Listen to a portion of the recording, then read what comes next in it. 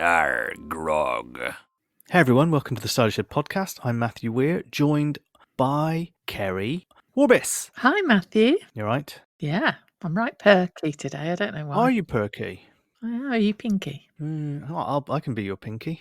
I don't know why. I think it's hysteria, something like that. Not fake hysteria like they've got outside the tea room. Yeah, what a mishmash of styles they do have. Yeah, it sounds like a Don't right understand old it. hot mess. I'm fairly sure the reason Monday's episode was so depressing with the lambs was because that was Blue Monday, which is allegedly the most depressing day of the year. Yeah, but that's all a construct to get people to purchase holidays. Oh, is that right, Keri? Load of shit it is. How many holidays did you buy on Monday? None. Oh, okay. So I've you're coming bought to all mine Porto, already. Algarve. Yeah, I must visit you again, Matthew. Keri and I are going to discuss the Archers after this brief word from our sponsor. This January, come and kick back to the compilation everyone is talking about. Now that's what I call Tea Room. Ponder life to the sound of Siberian hermits grinding the skulls of their enemies into dust. Why not sip a carefree Bridge Farm fatty latte to the sound of the blobfish mating?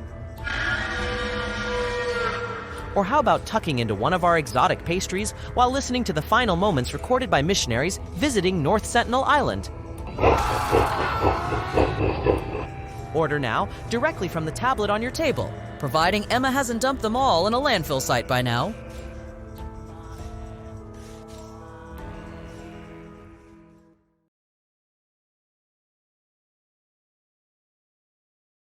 What did you think of the music at the tea room, Keri? Terrible. On Sunday, it began with really sort of busy panpipe / medieval mess, which kept sort of looping quite quickly. Then a bit later in the week, I think it was Tuesday, it was farty trumpets. That was when they were having the star rating on the tablet thing going on. It's all supposed to be sort of hilarious, isn't it? I imagine. But it would drive you mad if you had to have it. What I am hoping, though, is that now that Freddie's doing the music for the fashion show, that they use the tea room music at the fashion show. I listened again when I was making notes diligently for the podcast on 1.3 speed, and that panpipe music was frenetic. Yeah, I did my notes to 1.5 speed just before this, Christ. and I agree with you. Yeah. Have your eyes stopped going round and round yet? No. Rating the music as you check out on a tablet, that's very OTT, isn't it? You just want to buy a coffee. Yeah, I can't see myself taking time out to do that. I think the very fact that they'd ask me means I would vote it down just out of spite. Weirdest cafe in the world. So they've got fake wisteria, panpipe, medieval farty trumpet type stuff. They wrap their cutlery unnecessarily, and their salt and peppers are all clogged up. It's the dream. Thank God Tom and Natasha came in and brought Scandinavian linear efficiency to it all. The trouble is now you're going to have this minimalist vibe with rockabilly music playing in the background. It's going to be a right old fudge pack upon Humber, isn't it? Yeah, but it isn't minimalist, though, if it's got loads of wisteria around the front. And we all can imagine that. You've seen it everywhere. Like, loads of places do it, really shit ones. Like, what's the restaurant in Brighton that's done it? There was a posh restaurant in London, and then they'd had chains around different towns. And they what the fuck is it called? Nando's. And everyone thinks, it's the Ivy. That's it. We've been to the Ivy. It's got nothing to do with the Ivy, the original one, which is probably awful anyway. And they have those massive archways of flowers and Instagram girls, mainly. The original Ivy is total Emperor's New Clothes, anyway. Of course, I bet it is, yeah. It's like going to Stringfellows, essentially. That'd be probably quite fun. In a tacky kind of way. Decor and stuff, I mean. Yeah, anyway, sounds like a right mess. And also a skinny latte with a cupcake and sprinkles, £7.20. Is that reasonable? Is the cake like, how much is the cake then? I don't know, because I was told, my students recently complained to me that the cafe near the school is too expensive because they charge €1 for an espresso and $1.20 for a double. How much do they think it should be? Less, 50 to 60 cents. And then I told them about my friend in Dublin who ordered an espresso and changed his mind at the last minute. Said, "Can you make it a double?" And they go, "Yeah, that's €10, please." No. But having said that, there was like bumpy road with the music and what have you, and they were trying to fiddle it and getting some customers to star rate it and others not to, just to sort of skew it. Then later, Natasha was actually really nice to them, which always makes me a bit suspicious. They don't seem to have decided what type of character she is, have they? It's not lazy enough to suggest that she's bipolar because her dad is. Surely not. Oh God, I hadn't even thought of that. Because it's all or nothing with her, isn't it? I mean, in the middle of Pat's birthday last week, Tom, let's tell them absolutely right now that we're gonna rent the land off the brother of the guy your sister stabbed. Let's tell her now, Tom. I mean, it's like, on Natasha's birthday when she was a kid, her dad went out to get a cake and came home with 2 donkeys, didn't he? Oh yes, yeah. Because at first when they were saying we don't like the music, everything's clogged up, wrapping cutlery's mad, she went, "Oh, carry on doing it for a bit, and here's another USB with loads of other world music on. Bye." Clip clop, clip clop, clip clop in her heels. So she didn't listen to them, really pay attention. And then later it was like, "Oh, you've read it, the ratings. I trust you. Do whatever you like. Why fix anything that isn't broken? Are you the same person?" Yeah, my point exactly. Yeah. Is this foreshadowing of something here? I like the way Emma went, what if someone nicks it? Yeah. What if all these tablets accidentally got nicked and ended up in a landfill somewhere? What's she saying about their clientele? I'm not going to have to be like Starsky and Hutch or nothing, am I? I think that was an insert as a David Soul tribute. Oh, you clever boy. Probably was, wasn't it? Because I don't think this would have been recent enough to factor in David Soul, well, becoming a soul. But sorry, David.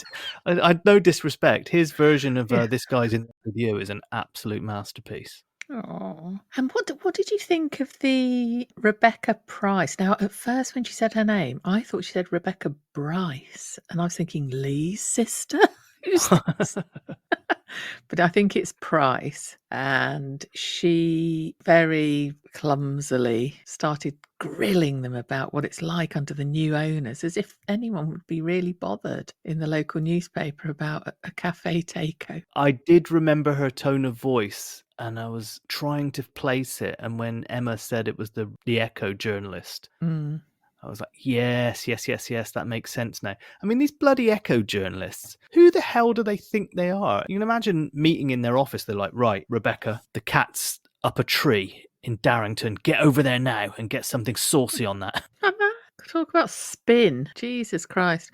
So then Natasha bollocked her because she's paid for a sponsored piece. So if she's paid for a sponsored piece, why is she whipping up all this dirt? I think she thinks she's got a wonderful scandal on her hands. What a life. But as you said, like, Natasha's brought her in for just a bit of bump, hasn't she? Some fluff piece. Yeah, Natasha came in like her boss. Go away. Come back and take those photographs and do what I've told you to. Goodbye. Yeah, 5 minutes before she was this fierce tabloid muckraking, phone hacking journalist, and suddenly she's like, "Oh, yes, miss, no miss, yes, okay," and then just legged it out the tea room. Well, that did lead nicely later into when Emma was saying to Clary about how very assertive Natasha is and driven, and she's got the twins, but she still knows exactly where she's going in life. She was quite envious, but she kind of admires her, doesn't she? Compares herself a bit. Fallon certainly felt that way, I think, a bit when she saw her with the twins later, trying to get them both off to sleep. I think there was a bit of an appreciation of the work-life balance there, wasn't there? Yes, and that was when Natasha kind of turned around and said, "No, I trust you. You go for it." Because she needs to be careful about pissing them off, doesn't she? Or she'll be there behind the till full time and baking the bloody cakes. I felt that the story came full circle, really. I thought at the beginning of the week you're going to end up with Fallon being like, right, that's why I'm leaving. Or when I first heard Rebecca, I thought she might be scouting for the cafe at the EV charging station. Oh, yeah. There'll be the straw that breaks the camel's back, because Fallon was like, I'm really looking forward to this meeting. She was going to give it both barrels. And by Yeah. the end of the week, she was like, oh, you do such a great job, Natasha. And Natasha did say, thankfully you took the job. Yes, she did. We knew that you had other dreams, because she wanted an 8-year lease, didn't she? From Bridge Farm, or as it's known, an Alan Pardew, I think. Do you think Natasha is quite bewitching in a way? She's quite charming, isn't she? When she's being nice. When she's not being nice, it's the polar opposite. But as I said, I think that Bipolar opposite. I think that's probably indicative of things to come, really. Okay, let's watch that space then. As I said, Blue Monday, we had that situation. Ed and Clary, it was pretty grueling, that scene, wasn't it, at the beginning of Monday's episode, when they were lambing. Oh, yeah, I was really bored with that, to be honest. Well, we're going to have one major problem this week, is that there's quite a lot of animal content. I know. I thought that was quite sad, really, because there is that relationship between wanting the animal to be alive and have that interaction with it, and also the fact that, you know, the animal is a form of profit for you as well. It's a way of life. And you invest so much money, and then, I don't know, I think like some guy near where my dad lives told me that the death rate is like 20% with lambing. Surely he knew all of this, didn't he? I know it would get you down, like he's trying and it's not going. Even with Alistair there, they lost another second lamb, didn't they? And it was fun. They were literally like popping out left, right and centre, weren't they? All within sort of 5-10 minutes. I think it's quite stressful, and it's lucky, I mean, to have a vet there as well, and for things to still go wrong. There were people on Twitter discussing the strangeness of them lambing at this time of year, because normally it's later in the spring, but that this does happen indoors as it was happening. You make a decision to do this. It's quite sort of unnatural to go down this route. And there are extra risks associated with that as well at this time of year in particular. It's a perfect storm, isn't it, that they've ended up losing the high ground. So where they'd normally put the lambs is completely waterlogged. And then Ed was kind of falling asleep in various places throughout the episode. And he just kept nodding off. Come on, Ed, eat. You've barely touched your ram pie. I've just made it.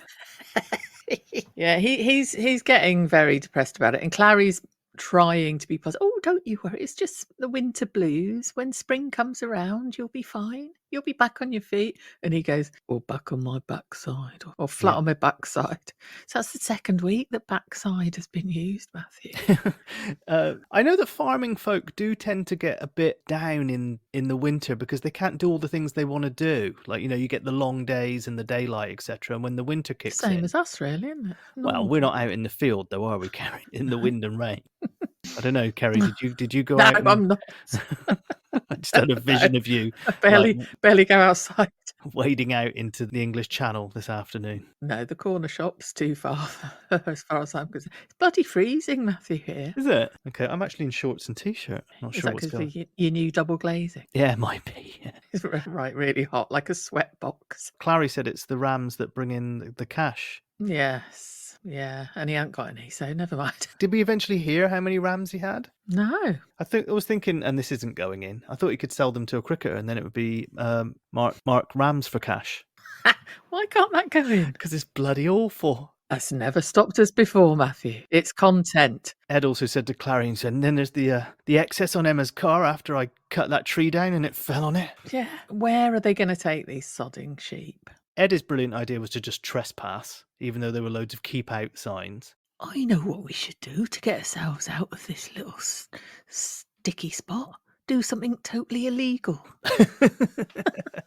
Clary did give him an absolute... No, don't do that. Yeah. Absolutely ludicrous, as always. By the end of the week, I like the way we got the viewing window microphone. At first I thought, are they having this chat on Zoom? What's going on here? But then, yeah. She had a voice box put in. We didn't hear that storyline. What did you think of Helen's reaction? Because I thought she was going to be like, okay, I'll do it. If some good can come of this, I'll do it. But I messaged you after and said, I thought that you would hear Clary walking away and then you'll hear her like, hello, Miles. And that would be it. Yeah, I hadn't thought of that at all until you said it. I did think, as soon as Eddie suggested, like, why don't we ask Helen? I was like, no, are you actually insane? sort of going, "Oh, Helen, can you get in touch with your dead abusive ex-partner's brother and just ask if we can use the land for a bit, please?" Yeah. No. And then at least Clary said, "Look, if anyone's going to ask her, it'll be me, and I'll do it for the sake of Ed." Bless her. And poor Clary, she was like, "Oh, I'm really ashamed of having asked you." And Helen was really nice to her and understood why she'd got to this point. They're desperate, aren't they? Helen, I thought she'd go really shouty and like, "Well, how dare you ask me to get involved with them?" But she was quite calm. But it didn't occur to me that she might ring Miles after the meeting. Part of the reason I think Helen was so calm, well, also I think she felt very sorry for Clary. She could see all of that. Yeah. But also, she'd been through all of this last week on Friday's episode with Natasha and Tom's brilliant idea. Because she said to Clary, I've decided to put this all behind me. And there were events last week that proved that, that's what I want to do. And if it's any consolation, I tore my sister-in-law a new arsehole at Mum's birthday. Yes, she was all right. But so are you thinking she still will ring Miles? I think she might. Just Is because she ringing him now as we're speaking? Yeah, right now at 8:15 on a Friday. She's on the phone to him now. It's another miserable, struggling family story in the Archers, isn't it? And it's always the same ones. You had a vision a little while ago when I asked you what you thought the kitchen looked like at the Grundys, and you said, "I imagine there's mugs full of weird stuff and socks everywhere in the kitchen." And there was that point where they'd been chopping carrots, and then she went to Ed, "You've got a hole in your sock. Here, have a new pair." And just immediately handed them. There's like socks everywhere in the kitchen. And then Emma walked in, she went, "Have a towel." There's bound to be one of those clothes horses, isn't there? Era things, like near the oven because it's on all the time, probably. Which means you get your clean clothes and they smell of all the food that you've just cooked. Of curry. The hole in the sock thing. Come on. Oh, and also, bloody Ed. No, not Ed. Eddie. So going, "I watched your carrots for you." It's like, bloody hell. Again, he thinks he's done something amazing because he turned the hob off on some carrots. And he called them your carrots, didn't he? "I looked after your carrots." "Oh, they're my carrots, are they? You're not eating, are you?" Keri, another one for your dossier on Eddie, wasn't it? Oui. Let's have a little breather and then we'll come back and talk about another animal that featured this week. Oh, God.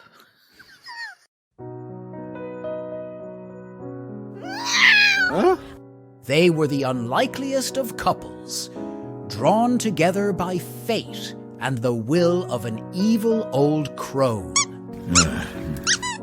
The Cider Shed presents Brian and Hilda, starring in The Cat, That Shat, on my Cravat. Oh, you little bastard!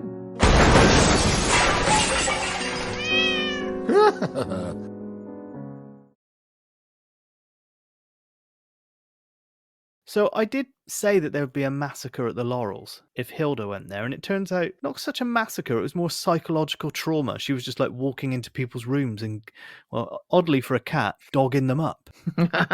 Peggy has just said, "Take her with you, Brian, and just offload her onto one of the family." And they're all pulling their hair out, except Hilda's, because she's a short hair. But then Brian did have a little chat with Hilda, didn't he? That was quite sweet. Oh, that was nice, wasn't it? Yeah, when he said, like, I do know how you feel when you lose your companion. I'll stop trying to give you away if you promise not to keep running off. Yeah, I did quite like that, but it was because it was Brian, really. He could have been talking to a lamppost and I'd have liked it. Do you know what I mean? It was Brian heavy this week, wasn't it? Oh, he's lovely. He made some wonderful noises, which means we're going to have a one-off. We're going to have a one-off section on this show called "I'll Have a Brian, Please, Matthew," which means you're going to listen to a noise Brian made. There's 3 in total, and you tell me what he was making this noise in reaction to. Okay, this is noise number 1. Well, that's got to be to do with being lumbered with Hilda. Well, this was on Monday when she said, "Well, he can't be with Ruby and Grumpy Justin." Yeah, correct. Here's noise number 2. Oh, God. Is that going to be about the teapot? This was at the beginning of Monday's episode where they trialled Hilda staying at the Dower House, and Lillian was saying to Brian, "There's been a problem. Everything's changed since then." And he just went, "Oh?" Oh, like Scooby-Doo. Yeah, and here's noise number 3. That was the one I could remember. That really lodged with me when he did it. But what on earth was he responding to? Was it it can't be the teapot. I'm going to have to push you, Keri. Oh, sorry. I'm looking at my notes. It's more obvious than you'd think. Is it when he was with Susan? No, it was the pure suggestion that he take Hilda from Lillian. Oh, good. Yeah. It was a funny one. I haven't ever heard him laugh like that Yeah, I enjoyed before. it. What did you make of the whole divvying up of the stuff? I mean, the cottage teapot. Yeah, well, Tony did a hilarious pranky joke thing, didn't he? By saying, well, no, actually, I want it. And I want to give it to Pat, this hideous, ugly teapot in the shape of a cottage. And Lily was like, oh, but I want it, darling. What are you talking about? How dare you? And he was like, I'm having you on. There was only one good bit in all of that where he went, it's got a lovely spout. Yeah. That bit was good. He was clutching at straws. Yeah. And then Hilda smashed it anyway, so. But Leonard's going to fix it. Yeah. It did sound like it had smashed into a billion pieces. So if he does manage to fix it, he truly is some sort of angel of fixings. Oh, he is, absolutely. Brian said you won't see the cracks for the brushstrokes, didn't he? Yeah. What does that mean? It means that he'll do such a good job that you'll never even know it was broken in the first place. Cool. As we said, he's always trying to fix Jill. Well, yeah, that'll never happen. But so, right, let's listen out for Return of the Pot. Yes, that was Mark Morrison's second hit that bombed. B-side. About a teapot in the shape of a cottage. The second time Mark Morrison has been on the show. It's very strange how he keeps getting Leicester's finest non-gangster. Oh, his supermarkets are doing all right then. His charge sheet is absolutely incredible. I always forget that song is by someone who's British. His first album, he had Return of the Mac, came out in 1996. What else? In terms of legal, he's only ever had 2 albums and they were 10 years apart. So he released that album and then he tried to bring a firearm onto an airliner, which he went to jail for 3 months. He didn't turn up for court. He was convicted of a fray in a brawl resulting in 1 fatality. What? Yeah. In prison, he was caught driving without a license. In prison? No. He was caught driving? No. He was caught driving without a license. Then in 2002, he was arrested on suspicion of kidnapping and car theft. He was released on bail, but a policeman was later arrested on suspicion of taking a bribe from Morrison in return for his release. Morrison failed to appear in court to face the charges and a warrant was issued for his arrest. In 2004, he was arrested and spent a night in custody after a fracas in which a platinum and diamond medallion was snatched from around his neck during a confrontation at a Leicester nightclub. And then later, he was arrested for assault in London. Then in 2006, he released his second only album. Do you know what it was called? Innocent Man. Listen, no man is innocent if he's wearing a platinum and diamond medallion. Is the front cover of the album a cottage-shaped teapot?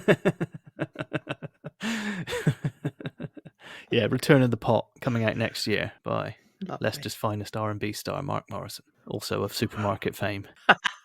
Okay, where were we? Where were we? Well, we we were- did Hilda a bit, didn't we? So Brian's going to keep Hilda, isn't he? And It sounds like it, yeah. The other thing that occurred this week is we kind of felt like we were waving goodbye to Adil. yes, we did. I don't want him to go. I hope he stays. He's supposedly going for a sort of undefined temporary period to his sister's husband as a surprise. Now, why is his sister's husband Akram in Pakistan while she's here as a GP? Anyone know? I think they're separated, aren't they? By As in they're not together, not by water. by how many countries? Oh, right, okay. Because they speak very fondly of him, don't they? And it's almost like, yes, he's lovely, as if they're together. I've missed the memo where they've separated then, I think. There was a little bit of an Easter egg there, wasn't it, where Asda said, did I say Asda? After Mark Morrison. He'll be here in a minute. There'll be a fracas involving a diamond and platinum medallion. Azra said after Mum and Dad, he was there, it was just us after Mum and Dad. Oh, yeah. Have we heard before what happened with Mum and Dad? Oh, no, I don't think we have. They very much love each other. They said that to each other, didn't they, Ardil and Azra? And there's lots of Yeah. fondness and little nicknames going on. But, not fond enough for him to actually sort of say a proper goodbye. He suddenly dashed off, said, "See you soon." Off he Well, went. she said that he does tend to leg it. Yeah. I like that bit where she said to Linda, he's your friend. Well, he left a 5-star review. Did he? Ladies and gentlemen, if you want to be our friends, leave a 5-star review for us. Yeah, absolutely. We'll sing in the shower for you anytime. Yeah. That sounds a bit threatening, doesn't it? Yeah. We'll come Whether to your you want house us to or not. and we'll sing in your shower if you don't write us a 5-star review. Yeah, he left Ambridge Lodge. Is it called Ambridge Lodge? That doesn't sound right. Ambridge Hall? That's it. A 5-star review. And he was asking Linda for feedback about Grey Gables. She was loving the new Grey Gables, wasn't she? Yeah, I thought that was quite moving when she was in the reception. Yeah. Yeah, the foyer had amazing lighting. Big chandelier, wasn't there? I'm trying to think of what else she noticed. She liked the lounge area outside the spa. There was a running water sound. I did at one point think that she and Azra were in some pool thing, and then Ardil came along as well. I'm just going to say this. The Grey Gables thing, maybe the Roy actor had something to do with the chronology, but it's a bit fucky because very early on last year, it was up together enough for Tracy to have her hen there, wasn't it? Yes, just in the bar area place. Yeah. Then suddenly it's a building site with loads of drilling and nothing's finished up until about a month ago. And now suddenly everything's fantastic and they're having a soft opening. Well, it was very soft. Yeah. That was all we heard. Linda going, "Oh, what a lovely chandelier," with a running water sound. And that was it. Robert had already gone up to the room. I thought, are they going to do something where they come back down and went, Linda, it's about Robert. Yes. You've shagged him to death.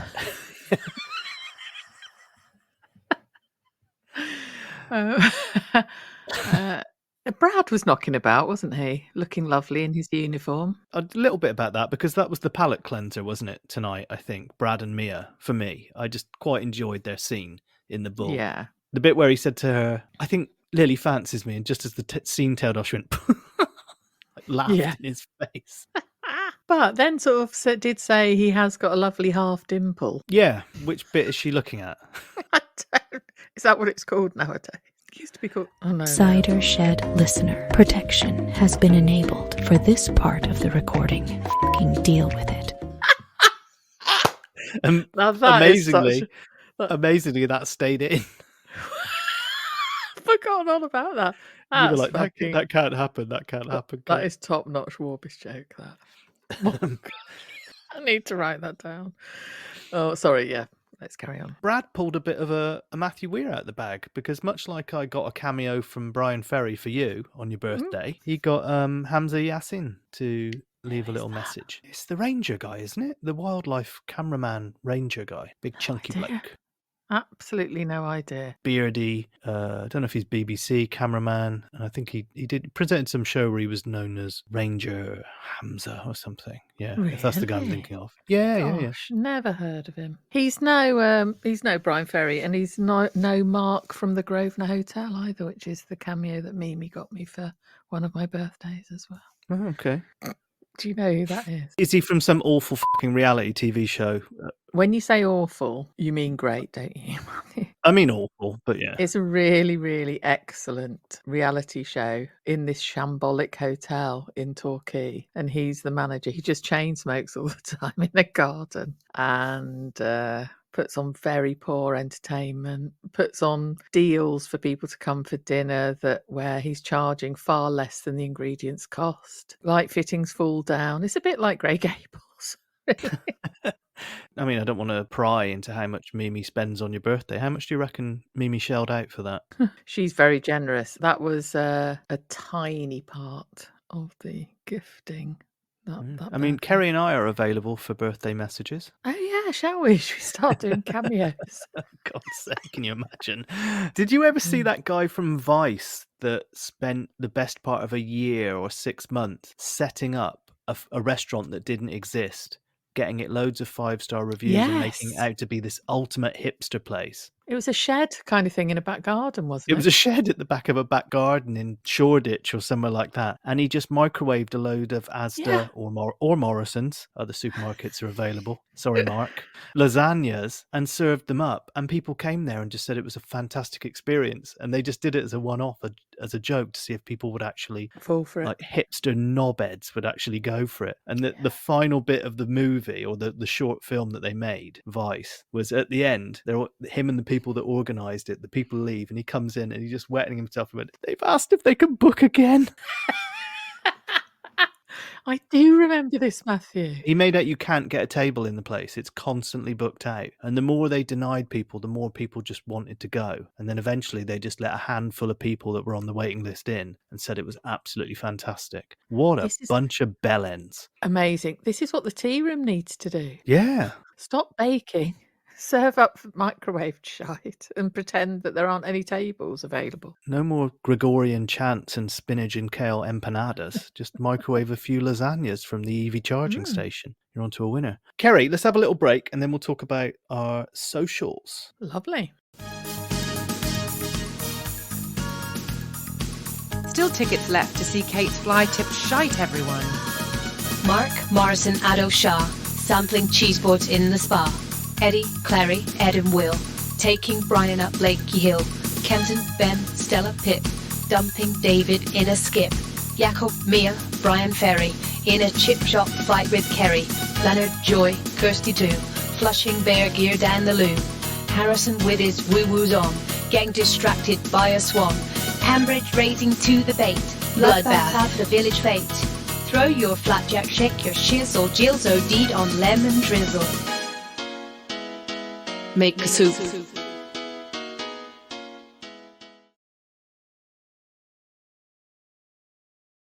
We have an Instagram where I published a very self-serving and slightly tongue-in-cheek Succession-themed reel this week, which charted the rise of the Cider Shed set to the wonderful theme of Succession. So if you go to our Instagram, which is @thecidershed_pod, follow us there. There's always some funny or silly stories being posted and the like. And if you write a review, it shows up there as well. We had a few messages. Jess got in touch saying, hello from Singapore. I've wanted to email message previously, like when I had to return an audiobook because it was being read by Adam.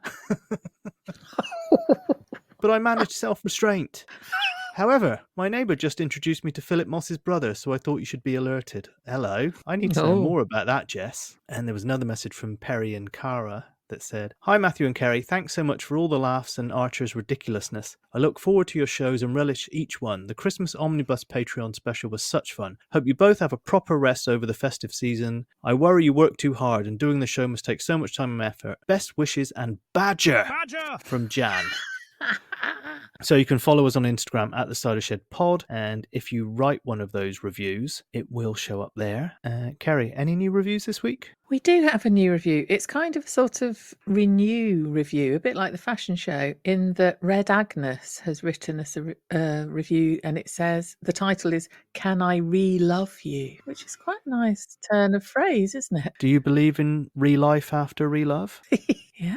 And Red Agnes has said, thought I'd say you are still splendid and cover relevant everyday issues thoroughly. For example, we need Dewberry body spray back, as well as carrot moisturiser. Maybe Natasha could be persuaded to make them from wonky veg that are rejected from their boxes. This is why you should listen to the Cider Shed. Thanks for that, Red Agnes. I reckon we are at the forefront of pushing to bring back the Body Shop Dewberry spray. I might have a word, actually.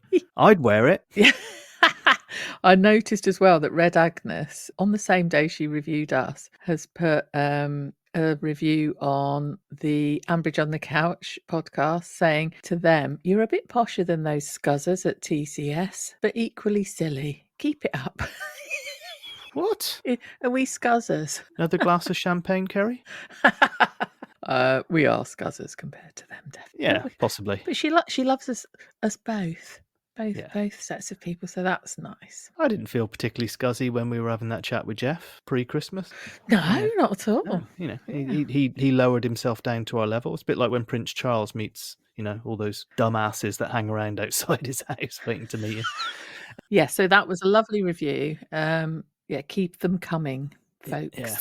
Thanks for that, Red Agnes. Yeah, we really appreciate it. One thing I skipped over there, Keri, is linking to our Instagram. We have Twitter, which is the same as the Instagram name, isn't it? It is at the Cider Shed Pod on Twitter, and the Cider Shed on Blue Sky is at the Cider Shed pod.bsky.social. Yeah, and we've got a Facebook group, which is the Cider Shed Podcast. Lots of people posting on there now. And yeah, it's a good old laugh, fun old place. Come over there and get involved and get in the chat. Not much of a game week in terms of fantasy football this week, so we're going to give that a miss until next week, until we've collated all the points. Keri and I had a right old natter about that before we started. Don't forget, there are prizes for the top 3 places this year, Cider Shed related goodies, so no excuse not to get involved. Just to say, if you want to support us on Patreon, you can do so by going to www.patreon.com.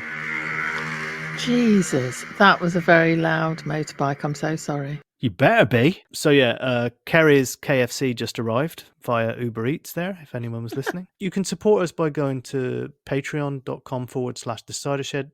Many thanks to all the people that do that. We did a midweeker. They normally pop up like every 2 weeks. They're normally a little bit shorter than the normal episode, but this week was a bit of a behemoth, wasn't it, Keri? The one that we did in the middle of the week. Yeah, I was quite giddy on that one.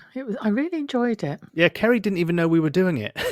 She thought we were having a chat. And I just said, we're recording. But yeah, a lot of people like that, including our new game show, Village or Shitage. Lots of good feedback on that, where Keri has to guess if I've made the village name up or if it's actually a real village name. Village or Shitage? Okay, I've got to really zone into Matthew's brain here. Yeah. Let's see. Okay. Fanny hands. Fanny hands. Fanny like hands. hands on the end of my arms. Yeah, fanny hands. Sign up at www.patreon.com/The Cider Shed to find out all about fanny hands. Go on, do it now. You could get hit by a bus tomorrow, for fuck's sake. And I broke massive Patreon protocol and I sent that to one non-Patreon member, Keri, just so they could hear that part of the show. Oh, nice. It was my mum. Oh, why isn't she a Patreon? I know. My mum isn't either. Mothers, honestly. I think she would consider she's probably done enough over the years. Well, so yes, this is true. Yeah, sorry, Mum. Same. But yeah, she played it. Her husband Ian got a 6 right. I think that's less than you got right, Keri. But come over and join us there on the Patreon. You'll get all the extras. Someone who did that this week was Stephen Birchall. And this is for you, Stephen. A big cider shed. Welcome to Stephen Birchall. Entering the Cider Shed Patreon. Come in, sit down, and feel our warm cider embrace.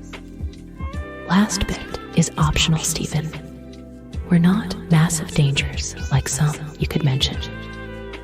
Thanks, Stephen.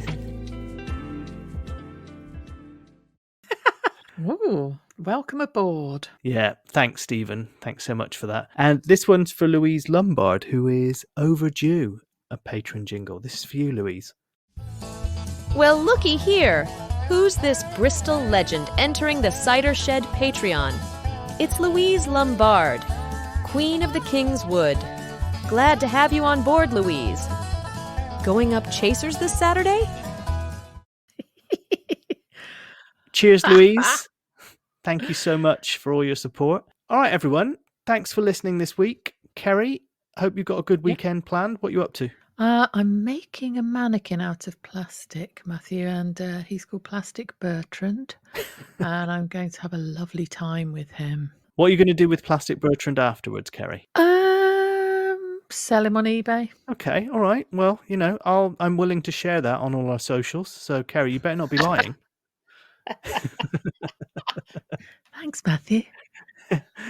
All right, Keri, I think I'm planning to edit this and laze around for a great proportion of the weekend and maybe cook up a roast at some point as well. Oh, nice. Yeah, I'll be watching Succession and having a roast as well. Yeah, I was thinking actually, Keri, we should do a little side recording, whether it's on Patreon or not. where like once you finish a season of Succession, we have a chat about that season because there's only 4 of them and they're just bloody amazing. Oh God, I'm loving Kendall at the moment. They just went to that sort of underground funny club place. Oh, it was so funny. That All final of it where scene. Major Succession spoilers have been removed from this section. Just fire through it. That's the only advice I can give you, Keri, because it's so bloody good. Anyway, look, that's Okay, our yeah. Succession love-in for the week. Yes. Honestly, anyone who hasn't watched Succession, go and do it. It's an absolute modern masterpiece. And all right, Keri, I'll see you, and I'll see you listeners next week. Does that sound Love weird? you, I'm mate. not gonna be in your shower. I promise. Good. That's good. Although some would probably quite like that. Don't name people. Well, See you, everyone. I can't say everyone tonight. Have you noticed? See you, everyone. bye. Bye. And Mark